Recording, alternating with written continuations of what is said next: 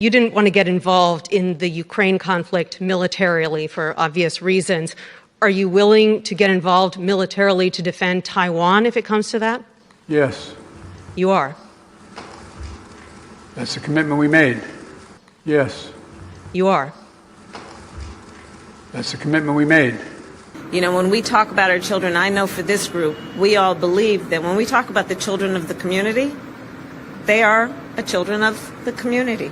And when it comes to the gas prices, we're going through an incredible transition that is taking place that, God willing, when it's over, will be stronger and the world will be stronger and less reliant on fossil fuels when this is over. It's always an unnamed, anonymous White House official that cleans up the blunder. These gaffes are alarming. They're weird to watch. They're disconcerting when it's the president. But when it's in the context of foreign policy, Harris, it takes on an entirely different set of alarm, thinking that you could set off an enemy, a foe, a world power. And in this case, with this Taiwan remark, who was it that cleaned it up? The White House official who declined to be unnamed. In the case of suggesting regime change in Russia, who is it that cleaned it up? The official line was within minutes, a White House official was telling reporters it was not the case. And Harris, it's not just these two. When he was in Warsaw, remember what he said about, he told the 82nd Airborne, you're going to see when you're there. And then the minor incursion remark that Jen Psaki must have been dictating the cleanup statement in her office.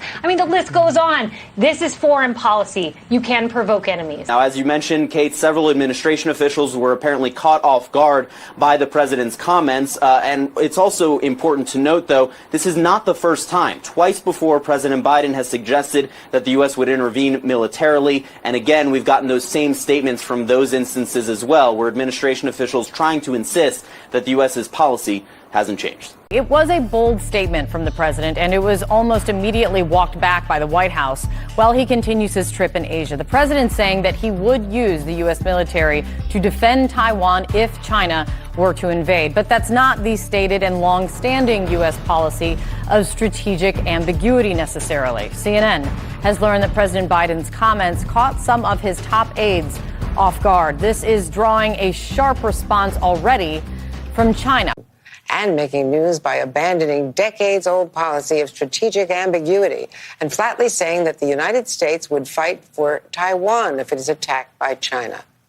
You didn't want to get involved in the Ukraine conflict militarily for obvious reasons. Are you willing to get involved militarily to defend Taiwan if it comes to that? Yes. You are?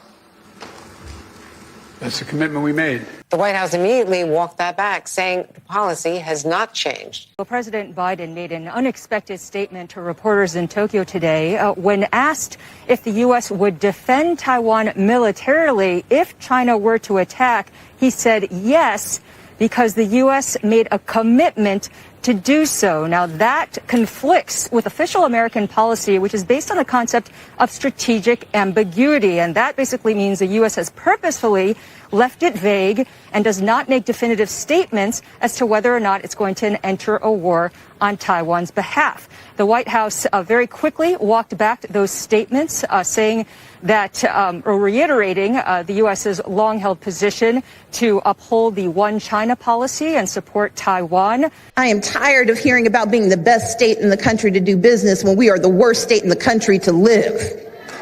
Should consumers expect record prices into the summer? Oh, I think so. I think prices are not going to come down in the next few months. I mean, summer driving season, you only see an increase in demand, and that's when prices usually go up even further.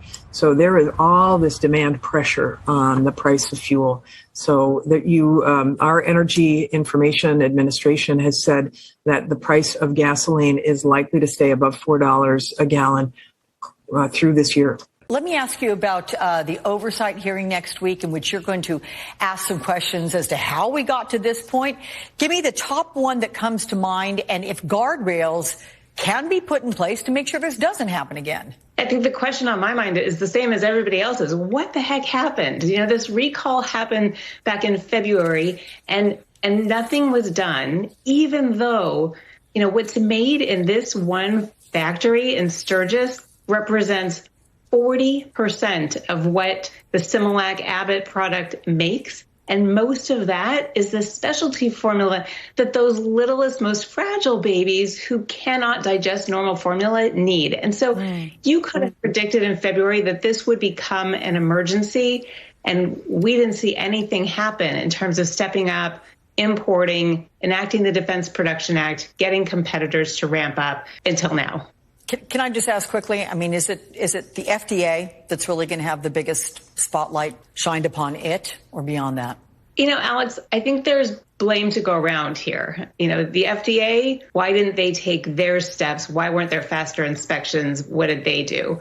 On the formula company, what was going on with standards there that there was potential contamination, and how do we regain trust? And why didn't they step up manufacturing in their other facilities? And then, you know, even for the administration, when we saw this coming, why didn't we enact the Defense Production Act sooner? So lots of questions for everybody. I want to applaud the American people for their support. I want to applaud sheriffs throughout the country, police chiefs, governors that have stand united to secure this border. What I can applaud and what I'm challenged with is why this President Biden, this administration, fails to appreciate having a secure border. And as a result of that, public safety in my county, national security, and humanitarian by the deaths in my county has been a product of that. Once again, this administration needs to engage with local law enforcement, sheriffs, governors, and mayors, and we can get this problem solved and secure our borders.